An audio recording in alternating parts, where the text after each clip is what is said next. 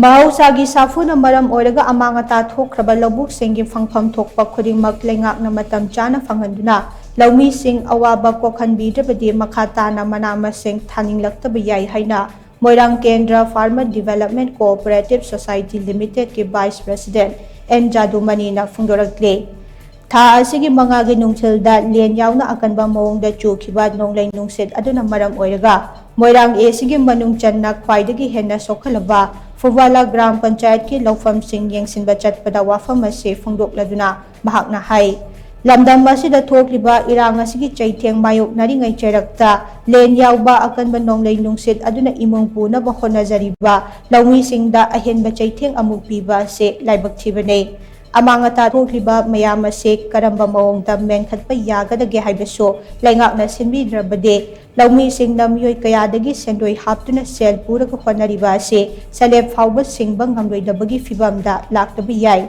nakalamuromda hai canal mathakta leiba laufam singdi ngasiso lau panba yadabagi mathakta panama sing thaba yadana leire Loumee miyamna thengnariba awaba kaya asigi khanbiraga Phangpham thokpa khudingmak Leingak na Matam Chana phanghanaba thorang paikhatpiyo hainaso mahakna makha takhi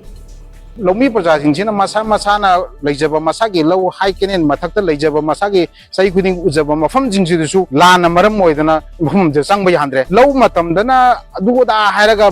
lau su onbi soidu ongani hairaga lau su kamu ongidre adiga mu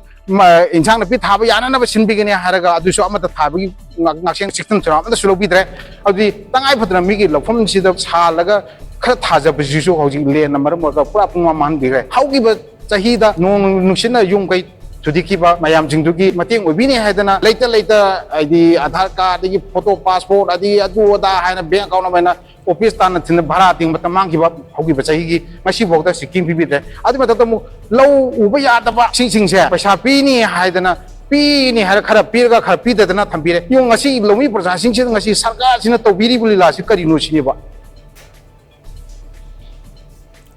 Naran Sainadagi Loumee nupi amana hai mamang chahigi lan hodringaida hai canal mathakta lok paloiraga manama sing thaba hokhe adubu thokliba lan asina maram oiduna hai canal mathakta masagi laufamda thajaramba manama sing adu amata mahei chaba ngamkhidre chahi asigi oinadi hai canal mathakta manama sing thaba yadabana migi laufamda lausan piraga mingondagi sendoi yauna purakpa selna manama sing tharakhibane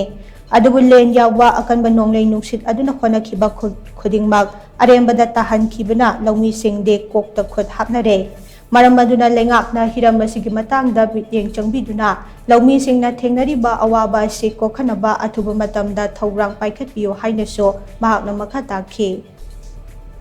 lan marak sida subam nombam khangdadana ingondagi paisa puraga ingonji kojabani abak subam nombam khangdadana adu changbadil panising difu yankhai mu changgare adubu ose hekba horakpasida lenjina loina nongjina lenjina tawdana loina mangham taan bire tungda lakadriba leiriba koi Loumee Prajasingje lenjina loina mangham tala banina kramaina sugani nongani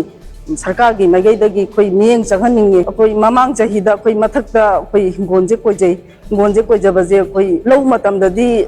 sipai singna ngakpi adubu ngon koiba matamdadi sipai singna amata ngakpi de mieng changbi de aduna koi migi lau salaga patlog sida koi ngonje koijabani adubu jolamdai mahai charamdai da umang manghan bire pungtak tahan bire waba yabasu ware aduga paisa phangamdai da